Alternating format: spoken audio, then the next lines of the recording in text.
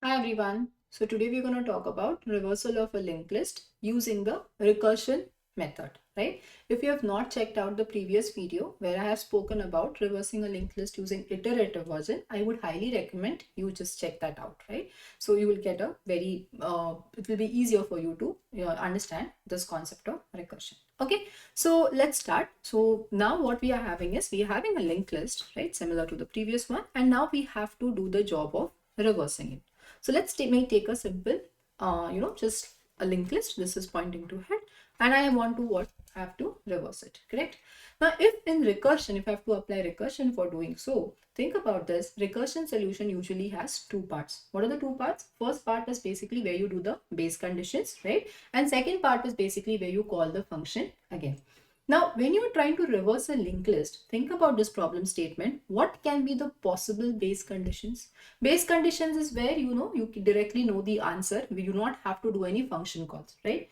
So suppose if the linked list which you have to reverse, if it is empty, do you need to do any reversal? No. What are you going to reverse in the empty linked list, right? You're going to simply return what? The empty linked list, correct? Or else if the linked list only had one node, correct? If the linked list only had one node, what would you do? You would again return the linked list, the list as it is, because there's nothing to reverse in one node, correct? So we have established two base conditions. I would say if your head of a linked list, if that is equal to null, meaning that if the linked list is empty, or if the head dot next is equal to null, right? If head dot next is equal to null means that there is only one node present in the linked list. And do I need to return anything? No, I need to simply, do I need to do anything? No, I can simply return head. Okay, so if I had a linked list, empty linked list, or a linked list with one node, do I have any issues? No, I can simply return it, and that will be my answer for the reversal. Correct. Now let's increase the size of the list. Let's make it two nodes. Let's have like this. Okay, 1 and 2. Okay, and this is your list. What I can do is I have to do a recursive call, correct? Because it does not fall in base condition. Let me write a recursive call something like this here, where let me reverse this. What if I write a recursive call like this? List node p equal to, I'm calling the function again, and I'm saying head dot next. Okay, we'll see shortly why am I doing so. So this is where my head is. I'm trying to call a recursive function on whom? On this particular thing, right? That means now the recursion is called on this. So if you see, this reverse is basically being called on this. That means for this call, for this particular call, what is my head of a linked list? This 2 is my head of a linked list, correct? Now when you call this function, obviously it is going to, run again, and you're going to what? Have these, going to first reach the base conditions, correct? So what is the base conditions here? Right now, let me take a different color. This is your head. Is head equal to null? No. Is head dot next equal to null? Yes. This is the last node, right? There is nothing. So what we are supposed to say? They are saying return head. So I have to return head, correct? If you return head, where is this head? What are you returning to? You're returning to the function call which we started from here, correct? That means for this particular call, right? What is my p value? My p value is nothing but this p.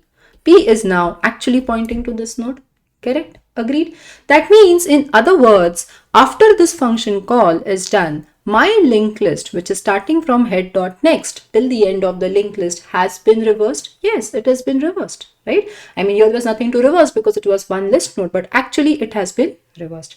What job is remaining? The only job remaining is 2's next needs to point where? To 1. Correct? 2's next is needs to point to 1. Initially it was pointing to null, correct? Now it has to point where? To 1. And once we do that, I have to remove this, link between 1 and 2. Can I do so? Yes. How can I do that? Because I have reference, I have a reference to head, correct? So can I say head dot next dot next? What will this give me? What is head dot next? Head dot next is 2. The next of this is this. I'm saying it should point to head. Yes, absolutely. So this is going to remove this. And now I'm going to have head dot next pointing to 1. Correct? After I do that, I have to remove this link. So I'm going to say head dot next equal to null. Alright. Now for this function call which we have done for 1, the head 1, right? What I need to return, think about this. Look at this linked list. This linked list has been reversed. Tell me, when we did the iterative version, when we were returning, what we were actually returning the head of this new reversed linked list? It was the value previous. Yes or no? Correct? Here also, if you see, where is that previous here? This p is nothing but that previous variable which we had taken for iterative version. Correct? So what I need to return? Simply the value p. Correct? Because I have just labeled it as p. Yes, that will be the new reversed linked list. Correct? This head will not be that case. Yes, and this is what we got for a reversal of a linked list using 2 nodes. Did you get this? Yes. So this is how I would do when I do a reversal of a linked list using recursion. Agreed? In other words, if I have to generalize this procedure, what I'm actually doing is, for a linked list, if you have these new nodes, right, what is happening is you have starting reversal from the end of the linked list. Correct? So if you suppose are standing here, your p will be this, the start of the linked list. You are standing here and let's say this is your head because you had called a recursive function on this part, and this part of the linked list has been reversed and given to you, and the what this p is nothing but signifies is it gives you the starting point of this reversed linked list. Correct? Now your only job remains is to manipulate this pointer, correct, and remove this cycle. How can you do this? In every step you can do that by saying head dot next equal to head, correct, and you could say head dot next equal to null, so that you do not have a cycle. That means you have removed this and you have added this new. What will you going to return after this? Are you going to return head? No, you are going to return this, because now what you have done is you have finished reversal of this part, and now you also added this head into this new reversal of a linked list. So when you send p back, what you're getting is this new reversed linked list. Whom are you going to send this back? Because this is a recursion, this recursion call would have been from this part. This would have been a head, right, when we were trying to call for the first time, and this part would have been what? The remaining head dot next, correct? Now in this function call, this is my head dot next.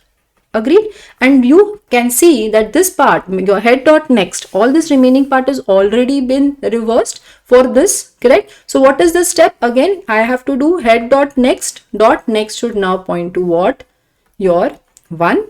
Agreed? So I will do this and you would remove that, linking between the case, correct? And what will you return finally? P. So did you get the entire, linked list in the using recursion? Yes. How did I actually thought about this? See, whenever you're doing any recursive questions, right, not necessarily only linked list, but any kind of algorithm where you want to apply a recursion, you should always start with the base condition. Think about what will be the case when you have the smallest possible inputs. Like for example, I started with an empty list, then said what if I had one element in the one list which has only one size, right, one element in the list.